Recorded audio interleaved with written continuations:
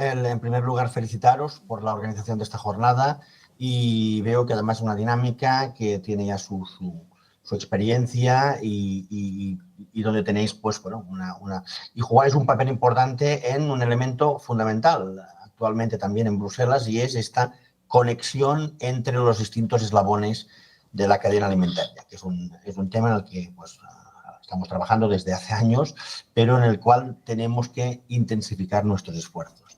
Y además también me alegro de ver la última intervención del director general, como veo que pues en España se está trabajando en esa estrategia alimentaria que encaja muy bien a nivel de tiempo, también en un momento en que la Unión Europea, Bruselas, la Comisión, pues está reorientando la dirección, ¿no? Y en ese sentido todas las ideas, todas las reflexiones serán bienvenidas. La agricultura ha recuperado el papel estratégico que lo ha tenido siempre, pero a veces pues, se ha manifestado más públicamente que en otros momentos. La agricultura y la alimentación están en el centro del debate europeo. Yo creo que las últimas crisis que hemos experimentado, y empezando pues, ya por la crisis pues, del COVID y después, sobre todo, pues, con la invasión rusa de Ucrania y la inestabilidad en todos los mercados de commodities y todas las inestabilidades geopolíticas de los últimos años y que no cesan de crecer, pues bueno, nos han hecho recordar, a quien no lo había recordado, el papel estratégico de la agricultura y de la alimentación y la necesidad de dotarnos de herramientas en que podamos apoyar necesariamente este sector y acompañarlo en adaptarse a unos grandes cambios. Unos grandes cambios, ¿por qué? Porque estas tensiones y estas inestabilidades geopolíticas, en un contexto en el que la agricultura y la alimentación pues son sectores liberalizados, como saben muy bien, y donde operamos pues, bueno, dentro de las interdependencias de este mundo global, donde pues, determinadas decisiones políticas en el otro lado del mundo pues, afectan directamente a la evolución de nuestro sector. En este contexto no pasa de un modo aislado, sino que pasa al mismo tiempo en un momento en que tenemos unos retos de sostenibilidad, retos ambientales, de cambio climático. El cambio climático está ahí y afecta como primer afectado el sector agroalimentario, que es el sector que depende pues, del uso de los recursos naturales. Y en ese sentido, la Comisión Europea ha lanzado un proceso de reflexión a largo plazo. Como saben, además, pues estamos en un proceso de cambio. Tenemos, pues, en estos momentos se está finalizando los trámites pues, en el Parlamento Europeo para poder tener en vigor en las próximas semanas una futura Comisión Europea. Y esta nueva Comisión Europea, presidida por la presidenta Van der Leyen, tendrá como uno de los primeros temas en la agenda preparar una visión para el sector agrícola y alimentario en lo que llamamos aquí los primeros 100 días. En el momento en que entre en vigor esta nueva comisión, nosotros esperamos que sea el 1 de diciembre, pues a partir de ese momento, en estos primeros 100 días, en los primeros 3 meses del mandato, pues la comisión presentará esta visión a largo plazo. En ese sentido, no os la puedo avanzar aún, esta visión, porque pues la tendrá que elaborar el nuevo comisario de Agricultura, el señor Hansen, bajo la orientación, pues obviamente, de la presidenta Van der Leyen. Eso sí, esta visión en la que se está trabajando tendrá que basarse en un trabajo ya hecho, que es el trabajo del diálogo estratégico. Y el diálogo estratégico ha sido un proceso de reflexión, hay un informe, probablemente muchos de ustedes ya lo habrán leído, un informe que el título dice Diálogo Estratégico de Agricultura, pero cuando uno lo abre y lo lee, ve que se habla de agricultura y alimentación. Y de hecho, más y más se ha reforzado en Bruselas la necesidad de encajar mejor la agricultura en el contexto alimentario y de unas políticas alimentarias necesarias que integren el conjunto de los operadores. El diálogo estratégico, las conclusiones del diálogo estratégico, que ha sido pues, elaborado por un profesor alemán y con un grupo de representantes de toda la cadena alimentaria, de representantes a nivel europeo, tanto de productores como industria, transformación, comercio, retailing, comercio minorista, también pues, la ciencia, obviamente, los inputs. El diálogo estratégico ha llegado a unas conclusiones consensuadas. Y esto es lo primero que me gustaría insistir aquí, porque lo primero que necesitamos en el mundo agroalimentario es construir consensos. Y por eso este diálogo estratégico pues ha empezado y acabó bien, porque acabó con un documento consensuado por toda la cadena alimentaria. Y consensuado por toda la cadena alimentaria, además diciendo cosas más allá de un mínimo denominador común.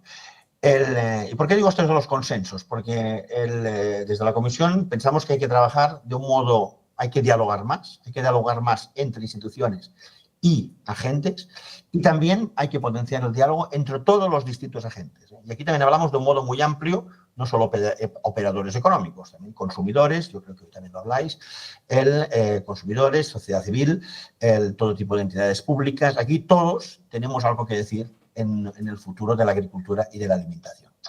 El diálogo estratégico marca una senda, que yo creo que está ya muy bien definida, y es la senda de que tenemos que romper la polarización entre producción agrícola y producción de alimentos y sostenibilidad. ¿No? A veces se han generado debates, a veces generando unas ciertas antigonías y oponiendo producción de alimentos y sostenibilidad de un modo a veces artificial. Nosotros pensamos que las dos tenemos y podemos, y la técnica nos lo permite y las posibilidades nos lo permiten, continuar a producir alimentos, producir más, poder abastecer a esta población mundial que está creciendo y hacerlo de un modo sostenible que nos permita alcanzar los objetivos que necesitamos, porque tenemos el objetivo de la neutralidad climática para el año 2050 y una gestión adecuada de nuestros recursos naturales, del suelo, del agua, que juega un papel importante precisamente hoy para garantizar la preservación de estos recursos naturales en el medio y largo plazo. Desde el diálogo estratégico y también los consensos que se están generando en las instituciones europeas, claramente se considera que la senda de la sostenibilidad está ahí, pero probablemente esta senda hay que hacerla con una visión distinta a la que se ha aplicado en los últimos años. ¿Qué quiere decir con esto? Que se ha adoptado una lógica regulatoria, se ha adoptado una lógica regulatoria densa, basada en normativa europea que después se implementa a nivel nacional. Claramente se ha detectado hay una fatiga reguladora y desde la Comisión Europea se está trabajando ampliamente en una simplificación general de todo lo que son procedimientos y carga burocrática para los distintos operadores económicos. Yo creo que la simplificación y la reducción de la carga administrativa va a ser una de las prioridades del nuevo mandato que ahora va a empezar. Y en este sentido, se tomaron ya algunas medidas al respecto la pasada primavera, en concreto en la política agrícola común, pero en el próximo mandato, la agenda de la simplificación va a estar en el centro de la agenda. Y vinculado a esto, una dinámica también nueva a nivel europeo, y es una dinámica menos basada en la norma y en el respeto de normas y en regulaciones rígidas, y más en aprovechar la dinámica del mercado y lo que ya existe en el mercado y lo que llamamos aquí incentivos, ¿no? Cómo incentivar para que el operador económico tenga que avanzar en una determinada dirección, no porque le digamos o porque lo obligamos mediante una regulación concreta, ¿no? Sino porque el propio mercado lo empuja en esta dirección, ¿no? Yo creo que ahí, y esta es la dinámica en la cual se está trabajando. En este contexto, ya hay algunas ideas que están circulando, ¿no? Se está hablando, por ejemplo, de lo que se llama un benchmarking, ¿no? Deberíamos ser capaces, porque claro, hoy en día, lo que pasa es que cuando hablamos de parámetros de sostenibilidad, hay muchas interpretaciones, hay muchas lecturas, ¿no? Y claramente necesitamos, sin necesidad de construir nuevos marcos legislativos, necesitamos entender de qué hablamos, ¿no? Y cuando hablamos de determinados objetivos sostenibles a nivel de explotación, a nivel de operadores, ¿no? Y necesitamos también ordenar mejor todas estas distintas obligaciones que somos conscientes que en los últimos años han ido más y más. En ese sentido, este será uno de los parámetros en los que se está trabajando.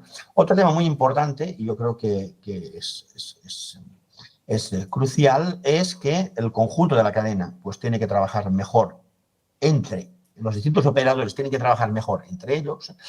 Y en ese sentido, se está ya trabajando en unos cambios y la nueva comisión entra cuando la nueva comisión entre en funcionamiento, pues se están preveyendo cambios en lo que llamamos aquí la OCM, en lo que es el marco de la Organización Común de Mercado, para precisamente facilitar un mejor funcionamiento de la cadena, y nosotros, bueno, en particular, pues pensamos que hay que trabajar más para que los eslabones más vulnerables pues tengan pues las herramientas legales adecuadas y estén protegidos frente a los operadores pues menos vulnerables. Y en este sentido, pues los cambios que se prevén en la Organización del Comercio, común, la OCM única en nuestro lenguaje, lo que prevemos pues herramientas para estimular a que los productores primarios pues facilitar la agregación de la oferta y reforzar el papel de los agricultores en el seno de la cadena alimentaria, y también ir, a partir de las distintas experiencias que tenemos legislativas pues de la cadena alimentaria, pues ir mejorando todas estas normativas que ya tenemos en vigor y que hay que ir mejorando. Por ejemplo, pues a nivel tenemos el marco, como saben, de normas desleales, las UTPs que decimos aquí, pues claramente hay un vacío legal en cuanto a operaciones transnacionales, y esto es un ámbito en el que vamos a actuar de un modo muy rápido.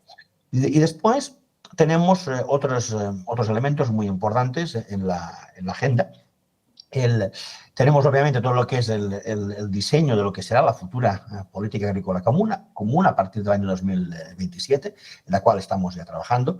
La PAC pues representa un tercio del apoyo financiero europeo, y la PAC va a continuar siendo una política fuerte y central. Eso sí, hay reflexiones en curso en que, bueno, tenemos que organizarla mejor. Tenemos que organizar el funcionamiento de las ayudas de un modo más eficiente, teniendo en cuenta pues, bueno, un contexto geopolítico que está cambiando, en que pues, en un medio o largo plazo pues, habrá una ampliación hacia el este de Europa. Potencias agroalimentarias como Ucrania pues, un día probablemente pues, entrarán en la Unión Europea, y en este sentido pues, la PAC se tendrá que adaptar. La PAC, como muchas otras herramientas, se tendrán que adaptar a este nuevo contexto. En este sentido, poco las ideas que circulan y que vienen del diálogo estratégico y en los cuales estamos trabajando, pues la PAC va a continuar apoyando la renta de los agricultores. Yo creo que ahí pues, y el sector agrícola europeo tiene que estar tranquilo. La Comisión va a continuar velando por la renta agrícola. Hoy en día la renta de los agricultores continúa estando muy por debajo, está menos del 60%. Menos del 60% de lo que sería la media de salarios de la Unión Europea. Claramente, pues la renta agrícola necesita continuar siendo apoyada, pero lo vemos estos años. Hay sectores que están funcionando muy bien y que tienen una renta que está creciendo y que funciona bien, y sectores que probablemente necesitan menos este apoyo, y hay otros que probablemente este apoyo de la PAC es el que les puede permitir precisamente hacer el salto y ser viables en ganar una dimensión para ser competitivos en el mercado y continuar proveyendo estos bienes públicos que genera la agricultura. Y en este sentido, la próxima política agrícola común pues, va a ser más exigente en cuanto a quién recibe el apoyo, y con la idea de que el apoyo vaya realmente donde es más necesario. Y después está todo el otro capítulo vinculado a la política agrícola común, más de los apoyos pues, ambientales. Claramente, pues, el apoyo, ciertos requisitos de sostenibilidad hay que apoyarlos financieramente. Y esto claramente en la nueva PAC, en la cual se está ahora trabajando, pues esto claramente se va a tener en cuenta. Y ahí hay otro capítulo paralelo, no solo de la PAC, sino que es un poco mucho más amplio, y es el de la necesidad de financiar esta transición más allá de los pagos concretos de la PAC. Claramente hay unos costes. Hoy veo que habláis de temas de energía, de ecosostenibilidad, estáis hablando de muchos aspectos que tienen un coste. Y de ahí, de hecho, la Comisión ha hecho ya también varios estudios, hemos hecho un análisis recientemente con el Banco Europeo de Inversiones, hemos llegado a cuantificar lo que llamamos aquí un financial gap, una necesidad financiera de 62.000 millones de euros, dinero que son necesidades a nivel de inversiones para que nuestro sector, y aquí es más amplio, no solo el sector agrícola, sino agroindustrial, pueda financiar esta transición y pueda pues adaptarse a estos nuevos retos. Como he dicho antes, tenemos que ser sostenibles y tenemos que hacer estos cambios a nivel de sostenibilidad y al mismo tiempo ser competitivos en un mercado global. Y en ese sentido, pensamos que hay que explorar nuevas herramientas, más allá de los instrumentos clásicos que tenemos pues, en las herramientas europeas, ¿no? Y en este sentido, pues el Banco Europeo de Inversiones, habrá una conferencia en Madrid, creo que la próxima semana, donde precisamente pues, se va a hablar de estos temas. El Banco Europeo de Inversiones juega un papel, pero también tenemos que explorar nuevas herramientas, precisamente de financiación público-privada, para que fluja el crédito y fluja pues, la liquidez que necesitamos, que es muy importante para apoyar esta transición. Estas son un poco las líneas generales que yo quería un poco explicaros hoy. Después, bueno, hay elementos que creo que aquí estáis hablando y van a surgir, ¿no? Aspectos pues ya más concretos, ¿no? Pues por ejemplo, etiquetado, ¿no? Etiquetado, cómo informar adecuadamente al consumidor. Aquí hay debates que en los últimos años pues tomaron fuerza en el contexto de lo que fue en el pasado mandato la Farm to Fork y más, pues yo creo que es la dinámica pues, actual del nuevo mandato pues, nos obliga a todos pues, a una cierta prudencia y a llevar a cabo unos análisis sólidos, técnicamente sólidos, pues antes de tomar ciertas decisiones. Eso sí, el consumidor tenemos que explorar mecanismos para informar adecuadamente al consumidor y sensibilizarlo de todo el valor y todo el trabajo que hay detrás de los distintos productos alimentarios. Y ahí pues hay mucho trabajo que hacer. Ahí lamentablemente la Comisión tiene también unos límites a nivel de competencia. Estamos entrando sobre todo lo que es los aspectos más vinculados al consumidor, pues son competencias nacionales. Y en este sentido también, pues claramente en un nuevo mandato tenemos que cooperar entre todos, entre los distintos agentes para poder pues, llevar a cabo estas políticas pues, más eficaces para sensibilizar al consumidor. Un consumidor que, no os lo tengo que contar, está pues, en una situación muy complicada. Hemos llegado a unos límites, a una situación de inflación alimentaria que no habíamos vivido creo que desde la Segunda Guerra Mundial. Hemos llegado a un 18% de inflación alimentaria, muy por encima de la inflación general. Y además las previsiones que se han publicado, tanto del Banco Mundial, FAO, claramente indican un indicador muy claro y que nos tiene que hacer reflexionar a todos, ¿no? Y es que las previsiones de inflación alimentaria serán más altas a la inflación general. Con lo cual, ¿qué nos quiere decir esto? Pues bueno, que la demanda de alimentos está ahí, hay unos costes, los ciudadanos tienen que comer, sí o sí, y tenemos que ser capaces entre todos de garantizar esta producción para que el consumidor pueda ser atendido y a unos precios razonables. También teniendo en cuenta que en situaciones como las que hemos vivido en estos últimos años de alta inflación alimentaria, no estamos hablando solo de problemas, ¿no?, de determinados grupos sociales de acceder a una buena alimentación, sino que estamos hablando también de implicaciones después derivadas a nivel de hábitos alimentarios menos saludables y con consecuencias que acaban teniendo un impacto en la propia salud de los consumidores. En ese sentido tenemos que hacer un esfuerzo entre todos, pues tenemos que hacer unos esfuerzos entre todos para garantizar esta producción y garantizar pues, bueno, un adecuado funcionamiento también de la transmisión de precios a lo largo de la cadena alimentaria. Estas eran las reflexiones que yo les quería presentar. Lamentablemente les tendré que dejar porque tengo una reunión a las 11, pero aún tengo 2-3 minutos. Si es que hay algún aspecto, no sé si tienen alguna pregunta o algo que esperaban que les dijera y no les he dicho. Muchas gracias, Ricard. No sé si hay algún comentario o alguna pregunta. Yo tenía una pregunta, Ricard. ¿Cómo puede influir el nuevo mandato de Trump en todo esto?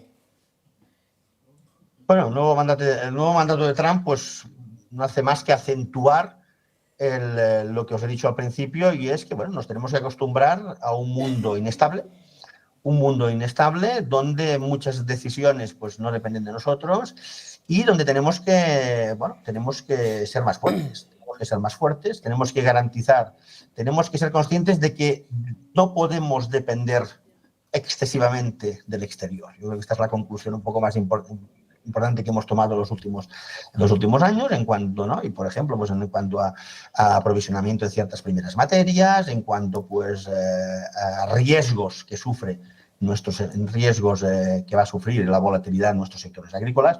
En ese sentido, pues bueno, entramos en una dinámica, estábamos ya en una dinámica que es la que llamamos la autonomía estratégica abierta. Es decir, tenemos que ser capaces de prepararnos para todo tipo de riesgos, ¿no? Y no estoy ahora pensando solo en lo que puede hacer la administración Trump. En general, nuestros sectores tienen que tener la resiliencia adecuada, la capacidad de resistir determinadas montañas rusas que ya hemos vivido en los últimos años y que probablemente vamos a volver a vivir, en que pues bueno, pues habrá momentos en que determinadas administraciones pues van a afectar, van a tomar decisiones pues, que nos van a afectar, y tenemos que garantizar que nuestro sector pueda sobrevivir y pueda ser capaz de superar estos momentos delicados. En este momento aún no sabemos, no se nos ha comunicado nada en concreto de la nueva administración Trump, pero en todo caso el mensaje a pasar es que tenemos que estar preparados para todo, pero no solo por la administración Trump, sino por un mundo de lo que llamamos aquí policrisis, de varias crisis que se solapan al mismo tiempo y que nos obligan a ser más fuertes nosotros a nivel interno y a garantizar la resiliencia de nuestro sector agroalimentario. Y una cuestión más, me ha parecido entender que el consumidor está mucho más en el centro de todo lo que se va a desarrollar en la próxima etapa de la Comisión, con una situación inflacionista que puede perjudicar los bolsillos de los consumidores.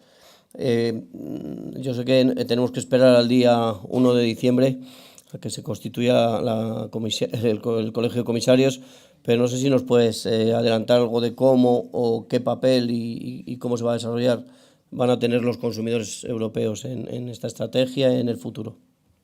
A ver, aquí aún no se ha tomado ninguna decisión, y aquí pues tenemos que esperar al nuevo Colegio de Comisarios.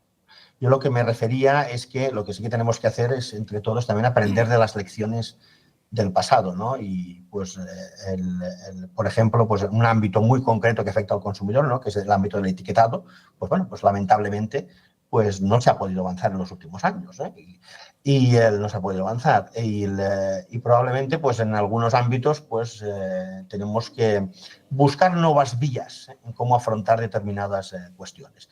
Pero ahí sí que no os puede decir y no hay ninguna decisión tomada, pero es que tampoco sabemos cómo se va a afrontar este aspecto. Y por último, hablabas de financiar la transición. ¿Qué herramientas existen a nivel de la Unión Europea para poder hacer esta financiación? Bueno, como ya he dicho, tenemos la PAC, que la PAC es mucho dinero, y como he dicho, pues se está reflexionando en un uso más eficiente de los recursos de la PAC. El diálogo estratégico ha pedido que el apoyo pues, sea mucho más focalizado, pero después tenemos otras herramientas, el Banco Europeo de Inversión, y tenemos que explorar pues también nuevas fórmulas de cooperación público-privada. En ese sentido, y esto veremos cómo también en la nueva comisión, pues cuando se abre un nuevo debate también del nuevo presupuesto europeo, cómo vamos a afrontar esta cuestión. Os tendré que dejar, que son las 11 y me esperan en otra reunión, ¿no? Pero ha sido un placer estar con ustedes, y cualquier idea, cualquier reflexión será muy bienvenida.